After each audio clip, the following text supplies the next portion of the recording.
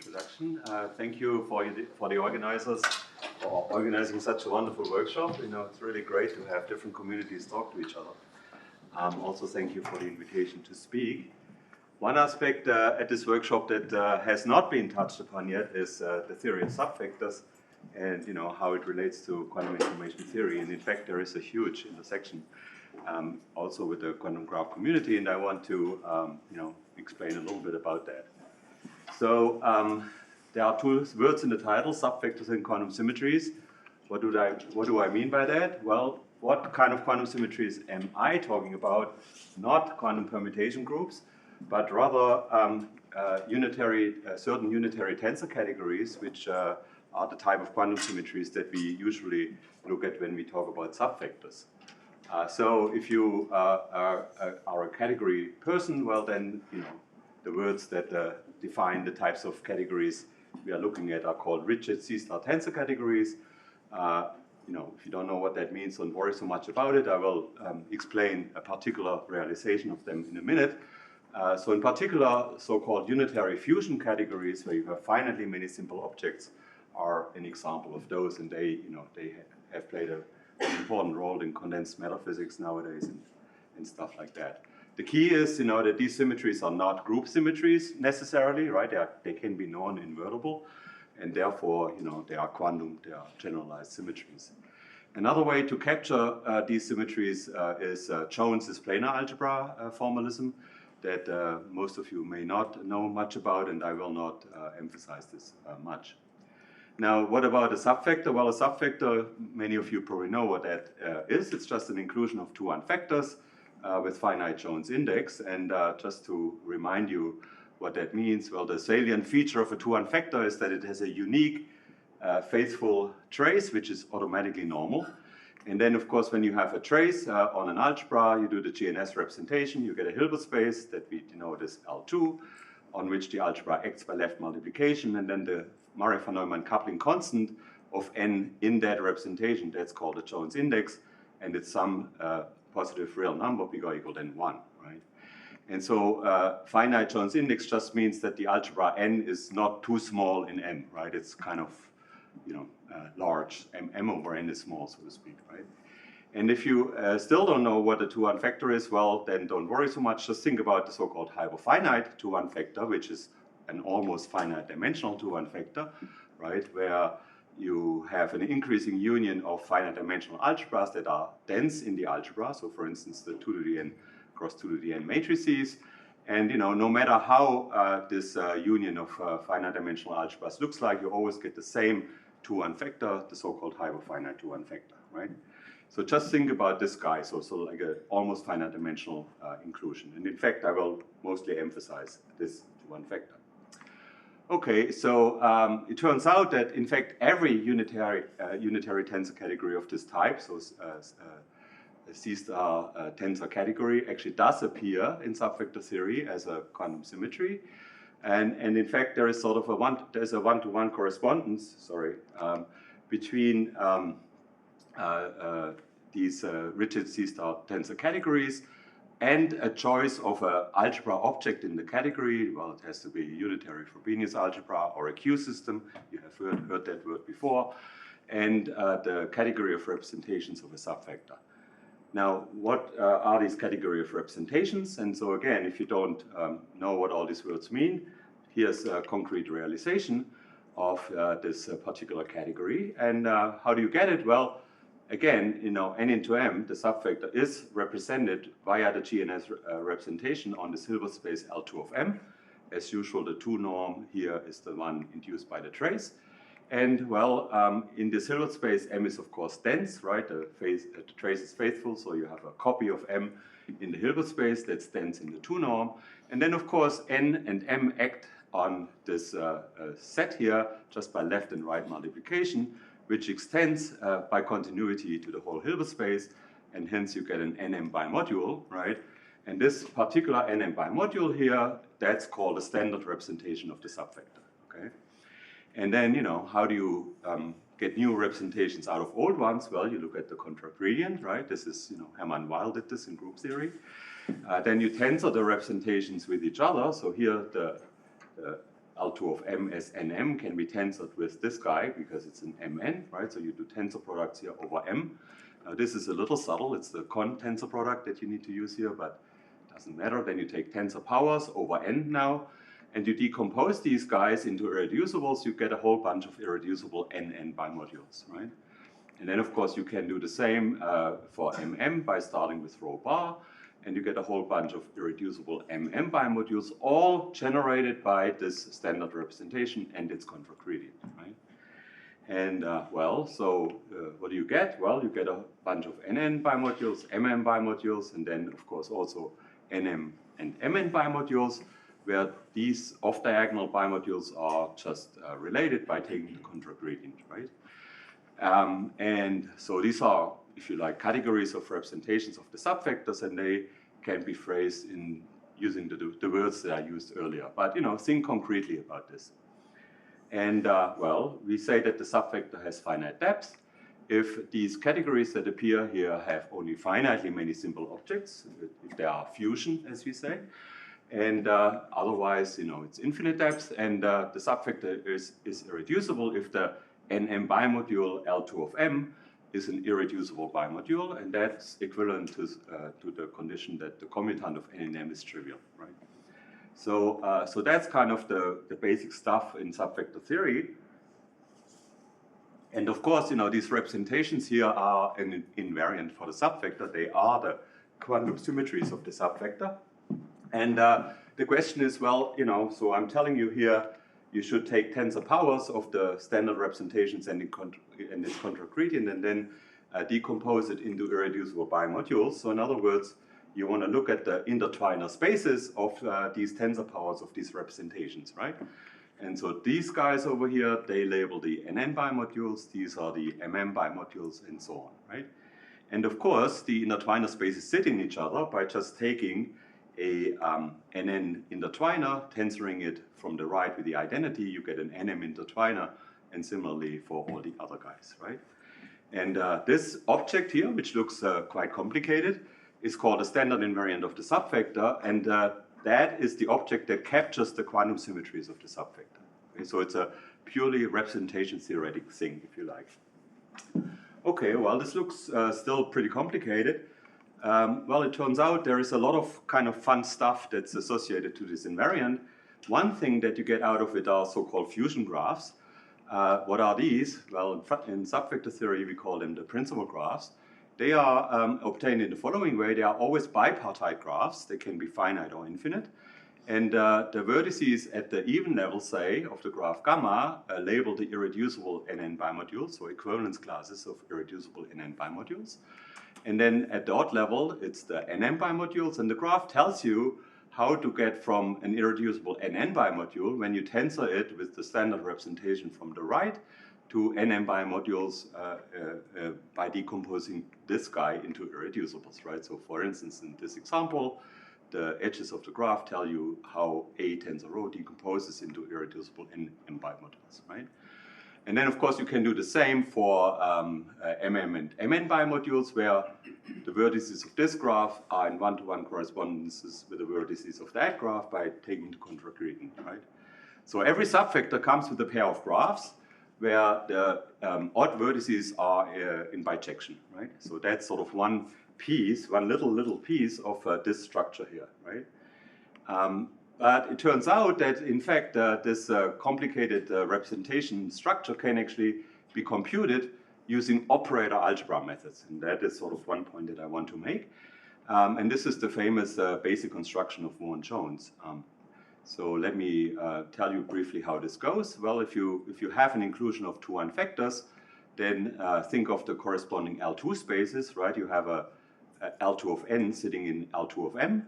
So you have an orthogonal projection that goes from L2 of m onto L2 of n.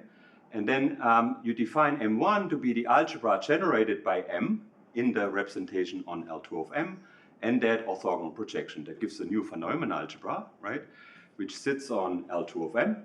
And it turns out that this von Neumann algebra is actually again a two-one factor if the index of n into m is finite, which is my standing assumption.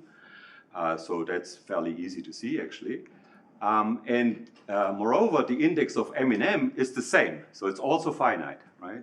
And hence you can iterate the construction. So this was the big discovery, if you like, of Vaughan-Jones, that any finite index subvector actually comes with a whole infinite sequence of 2-1 factors. They all sit, if you like, in the union of these factors in the so-called Jones tower of 2-1 factors. So it's like a 2-1 factor in which everybody sits, right?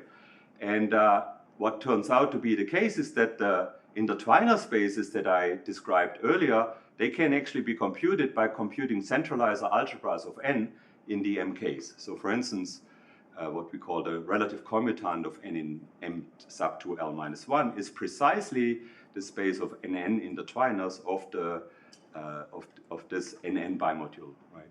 So what that means is that you can actually compute these intertwiner spaces explicitly using operator algebra methods, but moreover, it gives you a structural result, which is that these intertwiner spaces are all finite dimensional. So this is a surprise, right? Because these guys here are finite dimensional. Their dimension is actually bounded from above by, like, I don't know, the Jones index to the 2L, something like that, right?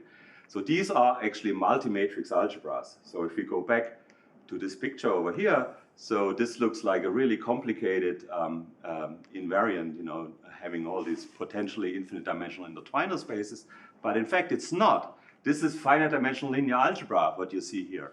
You know, all these guys are just inclusions of multi-matrix algebras, so it comes with all the stuff that multi-matrix algebra inclusions come with, you know, Bradley diagrams and traces and, you know, all the sort of explicit stuff, right? And so in other words, here is another picture of the standard invariant. You have these double sequence of inclusions of intertwiner spaces now written as centralizer algebras. They are all finite dimensional. Everybody sits in these infinite dimensional guys over here. And there is an additional structure that 4 of these inclusions have, to which I come later. They form what's called a commuting square. Okay.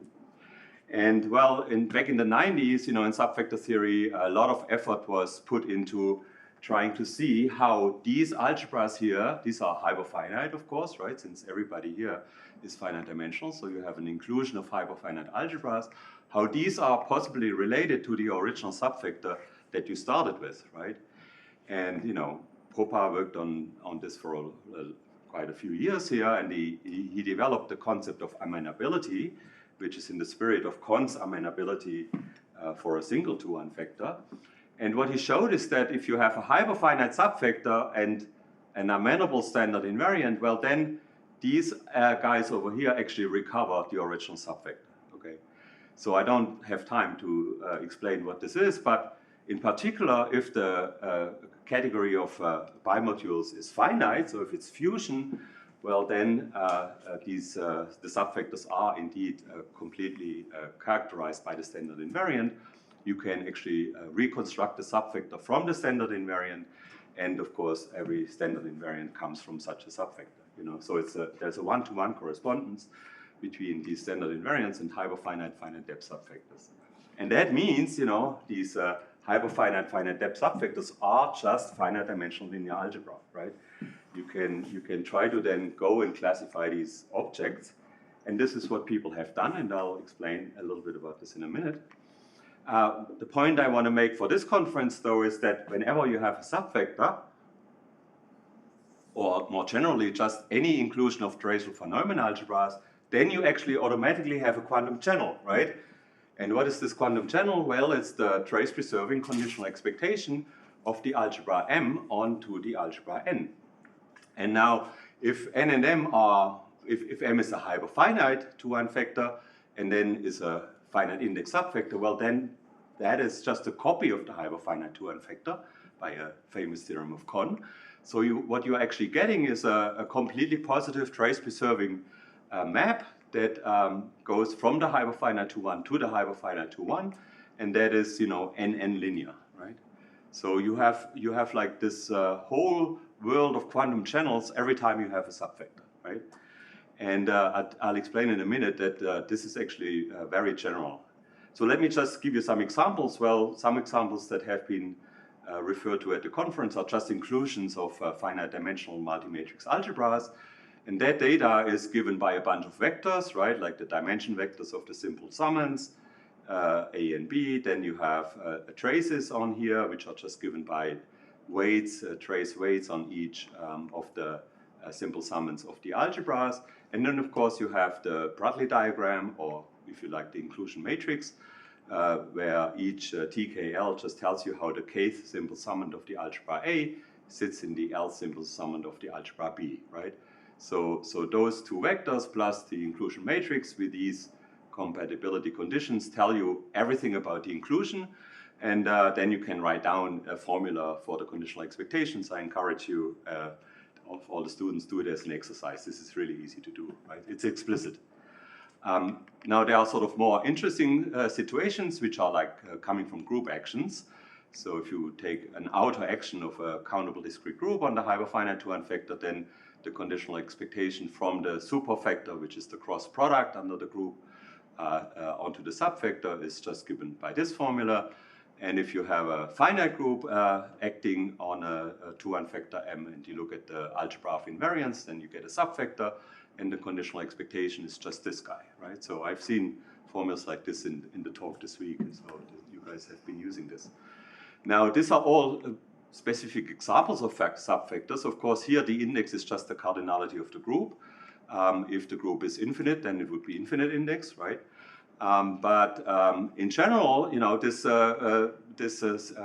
construction always works. So it turns out that the orthogonal projection that I referred to earlier, the Jones projection from L2 of M onto L2 of N, actually implements the conditional expectation. So you have this formula that E1 x E1 is the conditional expectation of x onto n times E1, where x is any operator in M. And that's sort of the general version of all these explicit formulas that you have over here, right?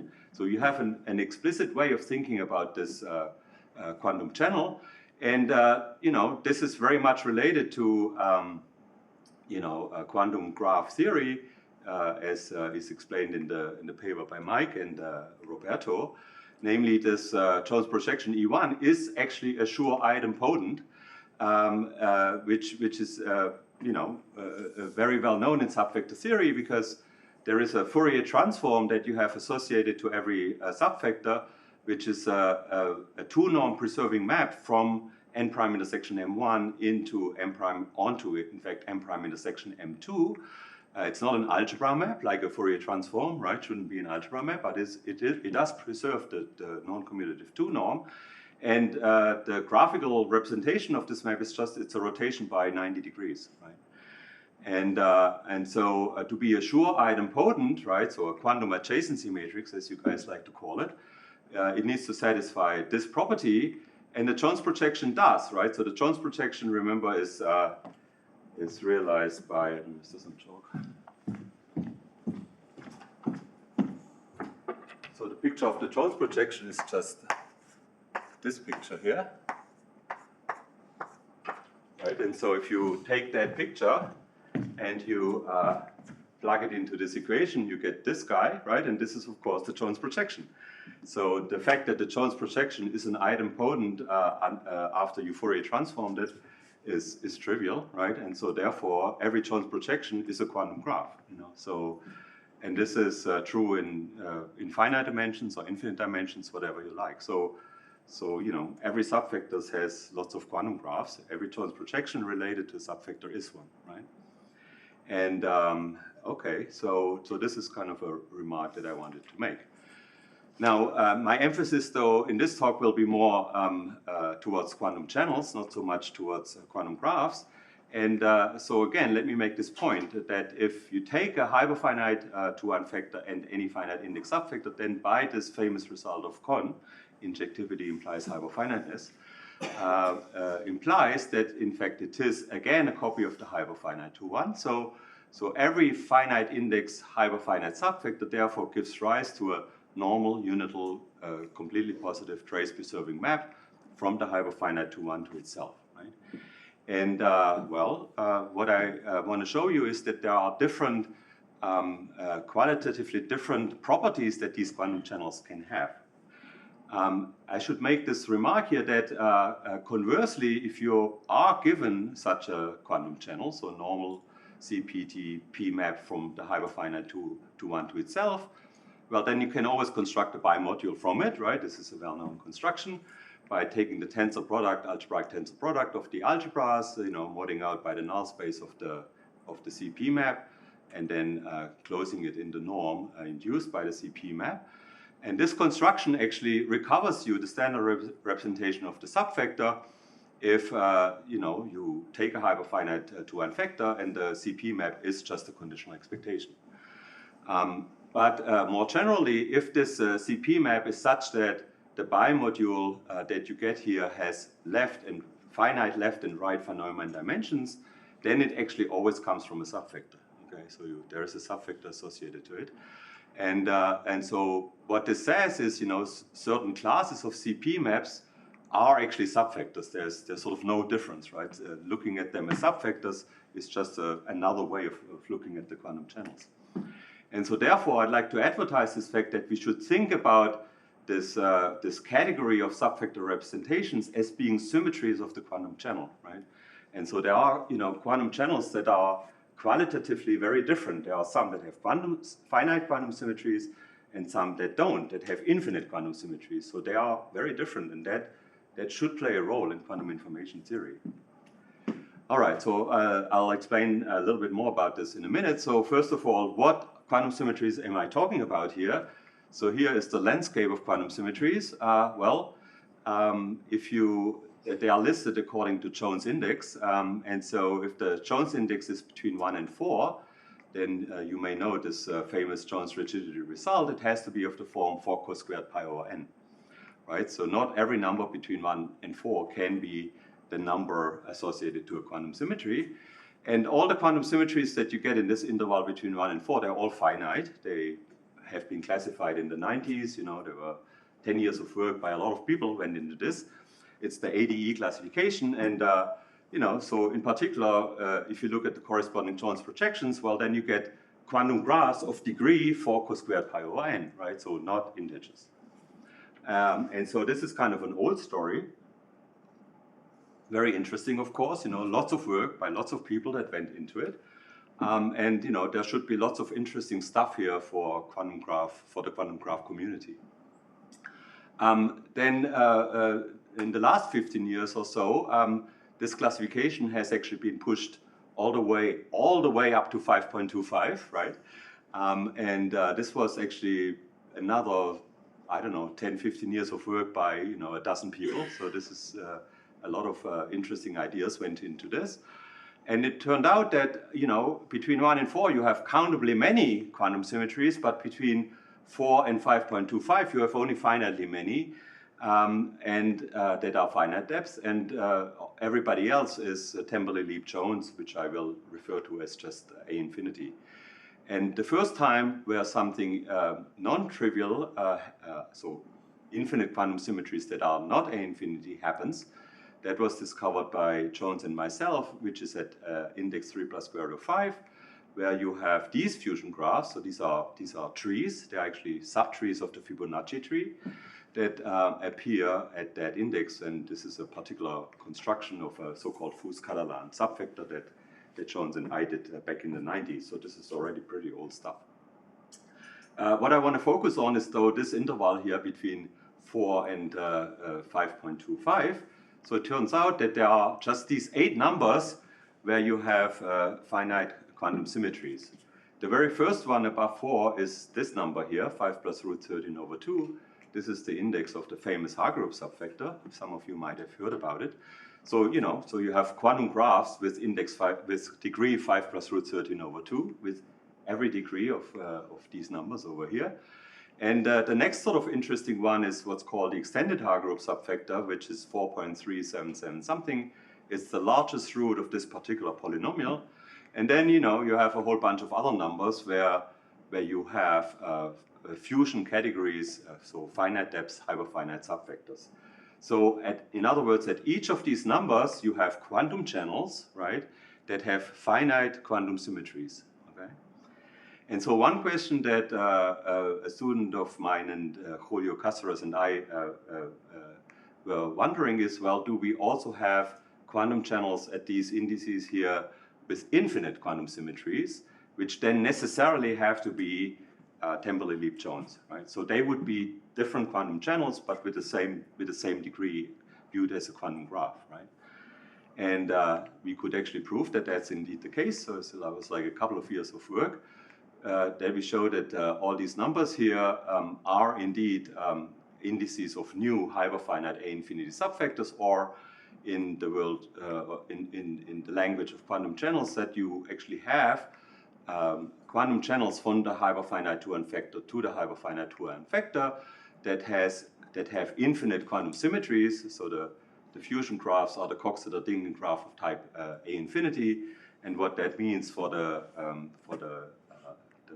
standard invariant is that the algebras in the hierarchy of commutant are given by the temporally Lieb-Jones algebras, so that you have infinite quantum symmetries and finite quantum symmetries at these particular degrees. So you have quantum graphs at these with these degrees that are that have infinite quantum symmetries, and you have quantum graphs at these degrees that have infinite quantum symmetries. So they are different, right?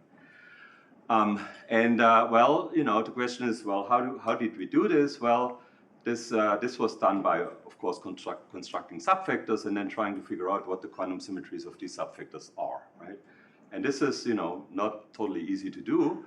And so let me tell you a little bit how you do something like this. And so one of the key features that I want to tell you about is this notion of a commuting square, because that, I think, is also something that ought to be relevant for the quantum graph community. So commuting squares were discovered by Soren Popal pre-subfactor. So this was done in the context of the study of 2n factors.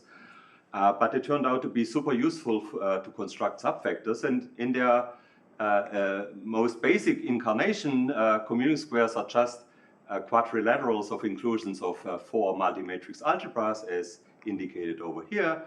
And as I told you earlier, well, what that means is it comes with 4 graphs, the Bradley diagrams of the inclusions, right?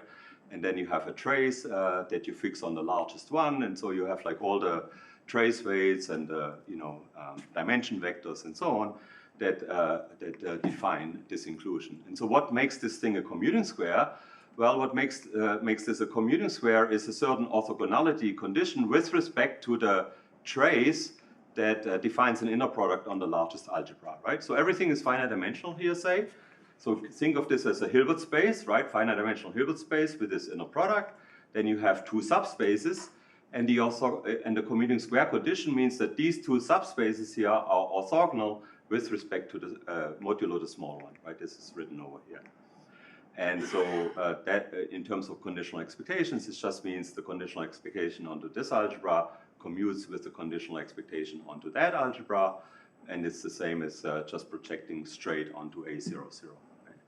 So this is a very rigid inclusion of 2 or if you like, of 4 subspaces of a finite dimensional Hilbert space, and this is a much more interesting situation than just looking at an inclusion of 2 multi-matrix algebras. And this actually has been noticed that this is relevant for quantum information theory purposes. I'll get to that in a minute.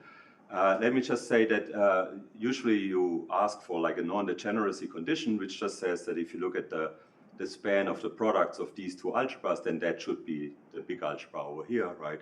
Otherwise, you could replace this by something smaller. So and you can express this in terms of the graphs, so the inclusion graphs obviously have to satisfy this condition here, right, to make this a quadrilateral. But then if you also have that condition, well, then the commuting square is called non-degenerate. And usually the trace that we will fix over here for purposes that will become clear in a moment will be not just an arbitrary trace, but the trace will be given by the Perron-Frobenius eigenvector of the matrix L transpose L. And if that's the case, and the commuting square is non-degenerate, then when you restrict the traces to the sub-algebras over here, they are automatically Perron-Frobenius eigenvectors of like G transpose G, which implies that the norms of these 2 matrices are the same. Right? since parent Frobenius eigenvector is unique. We also assume that all the inclusion graphs are connected, so that is to get hyperfinite factors at the end. And I'll tell you in a minute how to construct subfactors from this situation. But having a commuting square like this, it's a finite dimensional linear algebra problem, right? And so, well, just a few comments about this. Commuting squares have been interesting in subfactor theory for a long time, but they have in recent years actually played an increasingly important role. They naturally appear in topological order, gapped Hamiltonians, tensor networks. Kawaigashi has discovered that was the case. They play a role in what the Jeffrey Liu group at Harvard called quantum Fourier analysis. Then Reuter and Vickery, already like 4 or 5 years ago, noticed that in fact you can construct from every commuting square quantum error correcting code. So there's an explicit way of getting from a so-called biunitary connection, which is an equivalent way of describing a commuting square quantum error correcting code. And then, of course, you can construct subfactors from it. So let me give you an example of such a commuting square, the simplest one, which is this one here. The largest algebra is the n by n matrices with a usual trace. The two off-diagonal algebras are just the diagonal matrices. And one of them is twisted here by a unitary n by n matrix, and the smallest one is the complex numbers or the constant matrices, right? And the inclusion graphs are all the same here. This is just this graph over here. And then you can check, you can do this as an exercise, that this is a commuting square. In other words, these two guys will be orthogonal with respect to the trace inner product modulo the constant matrices, precisely when these unitaries here are complex Hadamard matrices. I mean, this is a very pleasant exercise that you can do, 10 minutes before you fall asleep. So it's quite nice. So what this says, though, is that complex Hadamard matrices, right, which play an important role in information theory, they appear, as sort of the simplest commuting square in this world. And there's a subfactor construction that I explain on the next slide that that produces out of such a commuting square irreducible index n subfactor that we have known about for a long time, but what we don't know is what the quantum symmetries of these subfactors are. This is a super hard problem, and has been around in subfactor theory for 30 years. All right, so let me just briefly tell you how you actually construct a commuting square. Well, it's a linear algebra problem, right? So constructing a commuting square amounts to constructing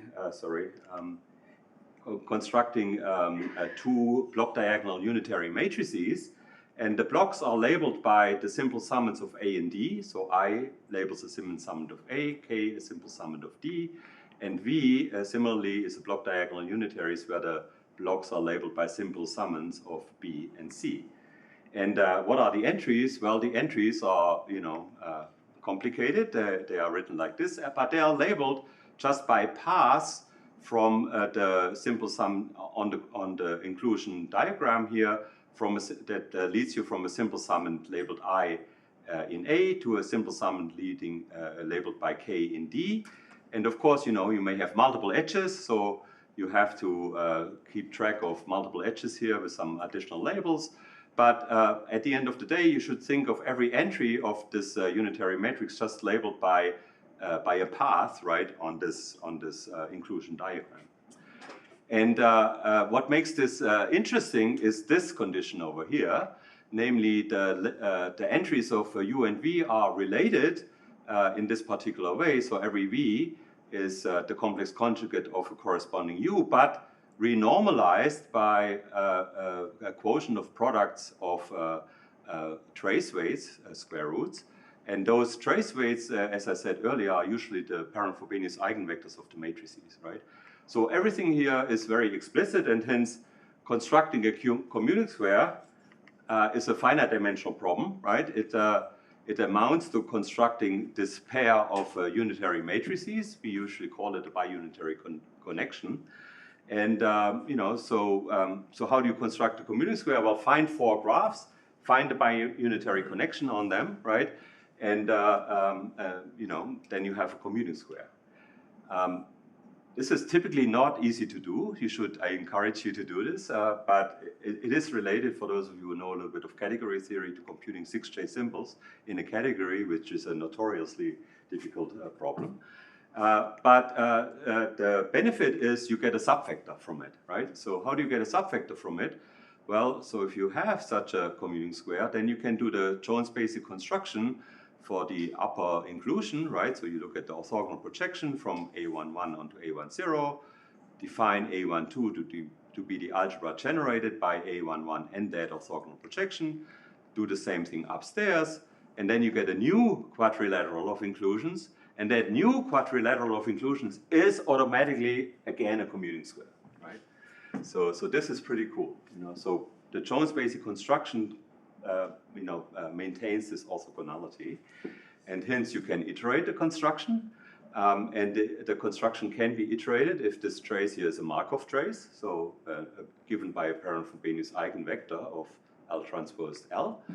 And well, then of course, if you take the union of these algebras, they're all finite dimensional, right? You take the weak operator closure, then you get a hyperfinite von Neumann algebra. And that will be a factor, you know, when these H and Ks here are connected, you know. So this is all very easy to show. And of course, you can also compute the Jones index. The Jones index will just be the norm of these graphs. So since we have Jones projections, everything is finite dimensional here, right? We have quantum graphs where the degree is the norm of any graph that you can build a commuting square from, right? So you have lots of interesting quantum graphs that come from this situation. And then, of course, so this construction is kind of classical in subfactor theory, and you know, we have like constructed countably many examples of such hyperfinite subfactors over the years. And then, of course, the big question is, well, what are the quantum symmetries of the subfactor, right? And there is a theoretical theorem that Ogneanu proved, who showed that the relative commutants here, so if you go up here, right, these are these algebras here, you can actually compute them on the finite dimensional grid. So for instance, the relative commutant of n so n prime intersection mn, that's written over here, can be computed by computing the commutant of A01 in the nth algebra over here, right? So this is all finite dimensional stuff, right? Computing this amounts to solving a system of linear equations, right? So in principle, this can be done. Except in practice, it can't, right? So theoretically, we know what the answer is, but in practice, it's almost impossible to compute it.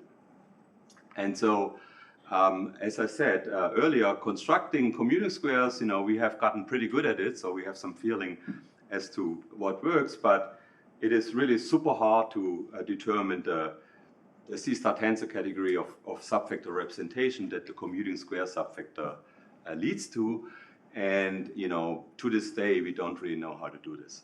So there's a lot of sort of interesting work that needs to be done. And so, you know, one question, for instance, is what is the complexity of this problem? I mean, you know, people suspect it's NP hard, but nobody has actually proven this. And so over the years, you know, what we have developed is all kinds of tricks of how to actually solve this problem. And one trick is to use the technology that we have in subfactors, so-called planar algebras. And this is a theorem that I proved with Julio Cáceres, one of my former students, that you can find it on the archive, where we gave an obstruction of what the quantum symmetries of the subfactor that you get from a commuting squares can possibly be. Namely, what we showed is that if you think about the quantum symmetries as a planar algebra, so I haven't really said what that is, then it actually always has to embed as a planar algebra into another planar algebra that Vaughan Jones defined. It's the so-called graph planar algebra that you can associate to any graph. So that's a construction where you look at loops of a length to n based at vertices on graphs, which give, of course, vector spaces. And then you can define an action of the planar operator on those vector spaces, and that is what gives this graph planar algebra. It's not really relevant for this talk, I just want to make this point that you can prove an embedding theorem like this, which gives you an obstruction on what the quantum symmetries of the commuting square subfactor can possibly be. And why is this relevant? This is relevant because there is sort of a categorical way of looking at graphs into whose graph planar algebra, a subfactor planar algebra of finite depth can possibly embed. This is a result due to Grossman, Morrison, Pennies, Peters, and Snyder, which appeared as a preprint in 2018 and was just published last year. Namely, they showed that these graphs have to be certain fusion graphs for module C-star categories with respect to a particular object in the planar algebra. Now, most of you, of course, will not know what this means. It sounds very complicated, but what's nice about it is it's actually an effective computational way that allows you to determine what these graphs can possibly be into whose graph planar algebra a finite depth subfactor planar algebra can embed. And so Kasparas and I, we have used this idea, and we have built commuting squares based on graphs that are not module graphs, right? So we first determine all the module graphs for a given finite quantum symmetry. Then we try to build commuting squares that are not built on these graphs, and then use our graph planar algebra embedding to know, what the quantum symmetries of the corresponding subfactors has to be. And, we show that it has to be Temperley-Lieb-Jones, so without doing any calculations, right? So this is pretty cool. No systems of linear equations that we had to solve. And so that's sort of an explicit way in which we constructed these quantum channels. So let me give you one example. This is this extended Hagerup subfactor, which is probably the most exotic subfactor that we know. It doesn't come from quadratic categories. It's very sort of exotic in that sense. But all the module graphs of the subfactor can be computed. There are the fusion graphs, the principal graphs of the subfactor. These are these two. So these are not ADE graphs, right? These are some other interesting fusion graphs. And then there are two other module graphs that you can have. And so all you need to do in order to show, using our graph planar algebra embedding theorem, that there are quantum channels where these are not the quantum symmetries, is to build a commuting square based on a graph that's not one of those four, right? And so, Julio was working on this for a few months, and until he found a graph that works. This is this one. He called it the Kipu, right? For obvious reasons, you will know. This is a graph whose norm squared is this number over here. And then, he built a commuting square built on this graph. You can always assume that both horizontal graphs here, vertical graphs rather, are the same. But the hard part was, to find vertical graphs H and K that allow you to complete this graph G to a commuting square. And, that took some time. These graphs are extremely complicated, but, he solved the problem, and he could even find that the block diagonal unitary that you need to construct to make this work is actually real. There are not even complex numbers that appear in it. And so using our graph planar algebra embedding, you actually get quantum channels with Temperley-Lieb-Jones quantum symmetries from this situation. Okay, and then, we were sort of playing and doing this for all the other indices. And what we found is that if you look at graphs of this type, which have just one vertex of degree 4 and two legs of equal length, then you can actually build commuting squares just based on that one graph for all of these graphs over here. And in fact, you can find a one-parameter family of commuting squares that are all non-equivalent based on the same graph. And so that gives you lots of quantum channels, of course, and there are some sort of classical results that show that in that situation, at least one of them has to be infinite depth, and so that gives you that you also have quantum channels at all these other indices with Temperley-Lieb-Jones quantum symmetries. Okay. So what's the upshot of this stuff? So I'm going over this a little bit fast because the details are not relevant. But the upshot is that for all Jones indices between 4 and 3 plus square root of 5, where we have finite quantum symmetries, hence quantum channels with these finite quantum symmetries as an invariant, we also have quantum channels with Temperley-Lebe-Jones, i.e. infinite quantum symmetries. So they are different, right? So we have qualitatively different quantum channels that naturally appear. And of course, we have a conjecture that this result actually should be true for all finite depth indices. And it's really related to kind of a linear algebra problem, which is the question whether any graph can be completed to a commuting square. So that's open. So in the next 10 minutes or so, I want to tell you about another idea that comes from subfactors that also gives you qualitatively different quantum channels. And that's an idea of how commutative can a quantum channel actually be. And of course, you know, what do I mean by that? Well, I mean some kind of relative commutativity of the algebra M over N, so some kind of asymptotic commutativity. So again, you know, I will, at the end of the day, be interested in quantum channels from M to N, right? So conditional expectations, for instance. And it turns out that some of these conditional expectations are more commutative than others. And so what do I mean by this? Well, classically in two-one factor theory, this notion of asymptotic commutativity is captured in terms of central sequences, right? I mean, a two-one factor is a super non-commutative object. Nobody commutes with anybody else, right? I mean, no operator commutes with all other operators except the scalars, right? So they're factors. But you can have asymptotic commutativity. And so what do I mean by asymptotic commutativity? Well, in the subfactor setting, it just means you have a bounded sequence of operators in N that asymptotically in the true norm commutes with every operator in M, right? So this is, and I call the subfactor, I say the subfactor has property gamma. This goes back to terminology that Murray and von Neumann used for single two-one factors, if this property holds. And then, of course, you want this sequence to be non-trivial, right? So if this sequence becomes scalars eventually, this will be true, right? So if you want it to be non-trivial, this is this condition over here, then you know, it will stay away from scalars. And so, so this is a useful property as it turns out. And so just let me tell you a little bit about how in operator algebras we deal with this. Well, it turns out that the right way to look at this is to look at sequences, algebras of central sequences. So not just at like one central sequence, right, but at algebras of them.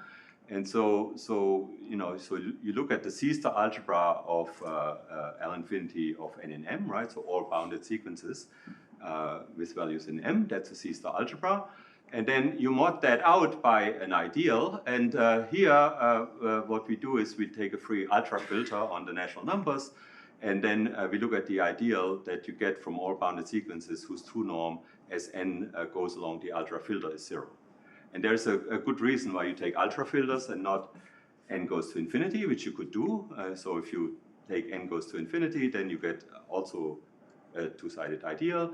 The quotient will be a C-star algebra, but if you take a free ultra filter, well then this is not just a C-star algebra, it's actually also a von Neumann algebra. So this is much better, right?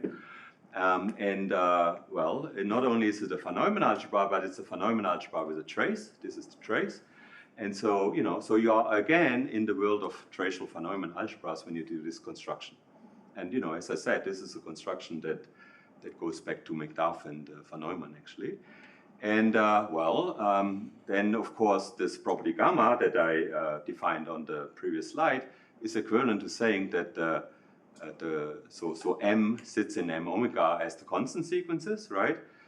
N omega sits in M omega, so you have M and N omega as a subalgebra of M omega, and you can look at the commutant of M in M omega, and if that is non-trivial, right, then you have non-trivial central sequences. Okay, so this property gamma is actually equivalent to this commutant condition of the central sequence algebras, right? And so there are some classical results that if this is not the scalars, well then it has to contain a diffuse abelian algebra, right? So it's either, you know, it can never be just 3 copies of the complex numbers or something like that. Okay. So why is this relevant? Well, it's relevant because it gives you different degrees of commutativity of a subfactor, or if you like, the quantum channel that you get from the conditional expectation. So there's a stronger notion of commutativity, which is relative McDuff. Namely, you say that the subfactor has the McDuff property if it splits off a common copy of the hyperfinite two-one factor. Now, in quantum information theory, you would call this a resource space, right? So if you have a resource space that you can tensor on, and you don't actually change the subfactor, well, then that is a property that we call McDuffness in the world of two-one factors. And so what I proved back in my thesis, which is already a few years ago, I should have not told you, well, this two-one factor is McDuff precisely when this relative central sequence algebra is actually non-abelian, right? So if it is non-abelian, well, then it turns out it's actually automatically very big. It's automatically a 2-1 von Neumann algebra, right? So you have sort of three cases, if you like. Either the central sequence algebra is trivial, or if it can be non-trivial but abelian, in which case it is diffuse, or it is non-abelian, in which case it is automatically 2-1, right? So either you have a lot of asymptotic commutativity, you have none, or you have sort of one, right? And well, of course, if it's non-abelian, you have two cases. Either this is a factor or it's not a factor, okay? And so I want you to think about this property here as really being a property of the quantum channel, right? So the quantum channel from M onto N, or from R to R, well, displays these properties. I mean, the input and the output is the same, but it's the quantum channel that is different, right? So some quantum channels are more non-commutative than others, right? And so this is, I think, a feature that nobody has really studied in quantum information theory, and that should be relevant for quantum physics, right? Because after all, it's the non-commutativity of the world that makes quantum mechanics go, right? So this is something that I discovered a few years back, that you actually have this, and I've been trying to find applications in quantum physics and quantum information theory. So if you have any ideas, talk to me. And so what about these commuting square subfactors? Well, the commuting square subfactors are always very commutative in this sense. Namely, the central sequence algebra will be a 2-1 von Neumann algebra. They are McDuff. So they are splitting off a resource space. There are always a built-in resource space that they split off. And that's simply because the Jones projections in the construction and the Jones projections shifted by 1 are two non-commuting, non-trivial central sequences. And hence, by my theorem, this is non-abelian. So you get lots of abelian quantum channels, if you like, in this sense, from the commuting square construction. But there are, of course, also constructions that give you non-abelian stuff, and that's a theorem I proved a few years back.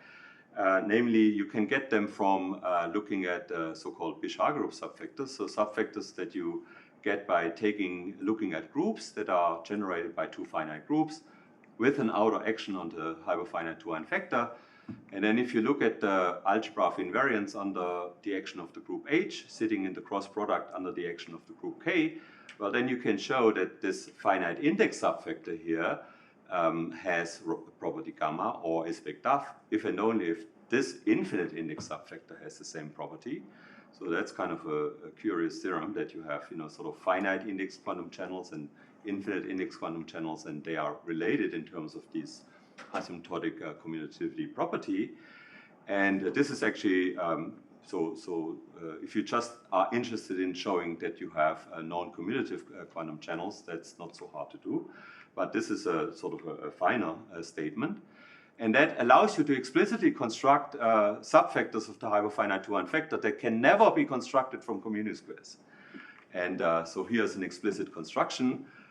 So any strongly ergodic action of a non-inner amenable group will give you such an example. So this is for those of you who know what I'm talking about. If you want something concrete, take a group that has property T. This might link up nicely with Mike's talk. So for instance, any lattice SLNZ for n bigger or equal than 29. And it turns out for these groups, they are actually generated by a copy of Z2 and Z3, so you can realize them as quotients of PSL2Z. You look at the Bernoulli shift action on the hyperfinite two-one factor, so you write the hyperfinite two-one factor as an infinite tensor product of 2 by 2 matrices labeled by elements of this group, and you act on it by Bernoulli shift. Well, then, because the group has property T, the cross product does not have property gamma. This is well known since the 70s or something, due to Choda. Hence, by my theorem that I showed you on the previous page, so this guy does not have gamma and does not have McDuff.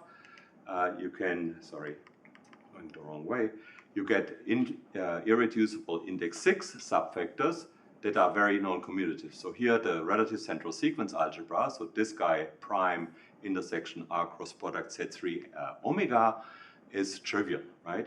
So this subfactor therefore can never be constructed from a commuting square. It's not a commuting square subfactor. Okay. And hence the corresponding quantum channel here is super non-commutative, right? Highly non-commutative. Whereas, you know, in index 6 we have many quantum channels on the hyperfinite 2-1 vector. I should say that both of these are copies of the hyperfinite 2-1 vector that are actually very commutative, right? And so hence, you know, there are subfactors that are not commuting square subfactors, hence quantum channels that are not commutative, right? Okay, I guess I'll stop here. Thank you.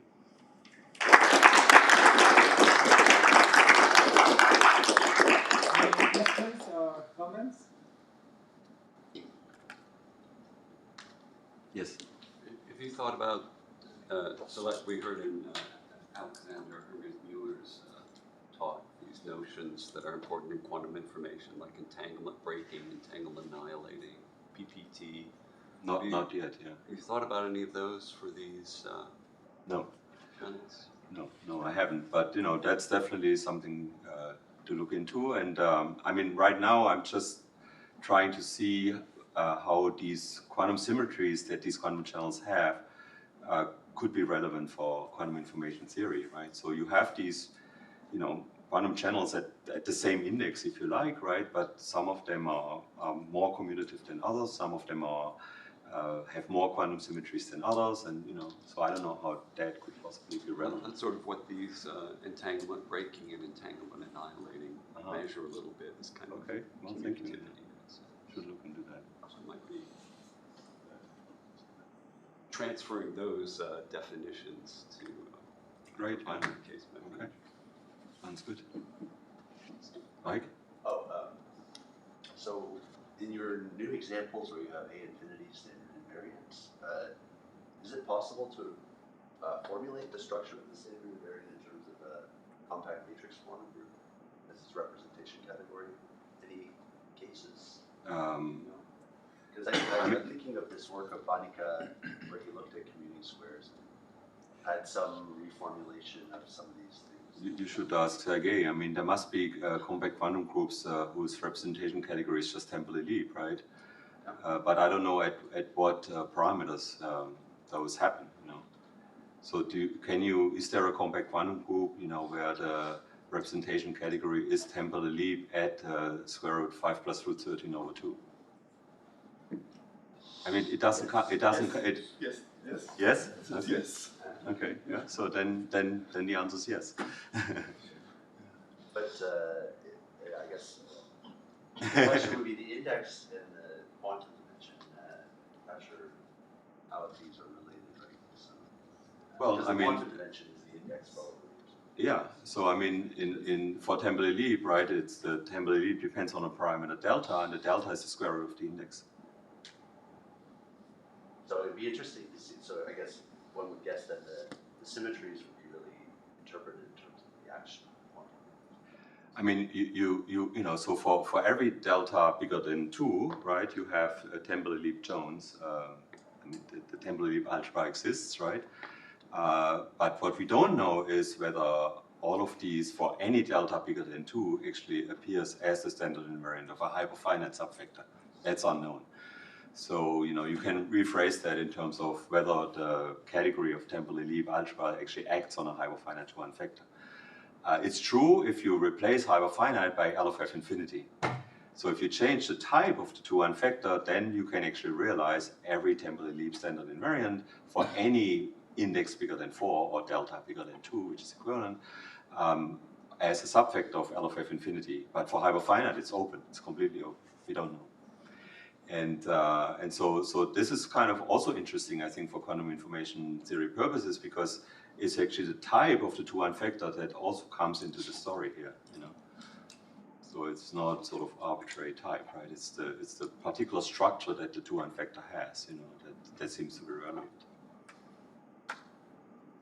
Okay, so I think the further questions might need to wait a little bit. Okay, then let's take the speaker once more.